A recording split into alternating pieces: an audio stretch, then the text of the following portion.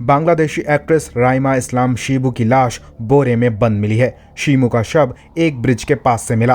Police के मुताबिक राइमा की लाश को अलियारपुर इलाके में सड़क के किनारे फेंका गया था। 35 साल की राइमा की गर्दन पर भी निशान थे, इसलिए पुलिस इसे मर्डर मानकर जांच कर रही है। राइमा अपने पति और 2 बच्चों के साथ रहती थी। शीमू रविवार की सुबह माबा में शूटिंग करने के लिए घर से बाहर निकली थी।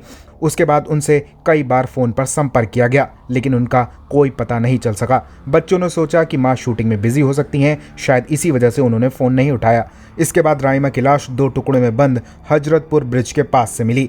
बॉडी को पोस्टमार्टम के लिए मिडफोर्ड अस्पताल ले जाया गया है। एक्ट्रेस के भाई ने उनके पति के खिलाफ शिकायत दर्ज कराई है। पुलिस ने इस मामले में एक्ट्रेस के पति और उनके 6 दोस्तों को गिरफ्तार कर लिया है। पुलिस ने एक कार भी जब्त की है, जिसकी पिछली सीट पर खून मिला है। राइमा बांग्लादेश की टॉप एक्ट्रेस में से एक मानी जाती हैं। उनकी हत्या से वहां की फिल्म इंडस्ट्री में सनसनी फैल गई है।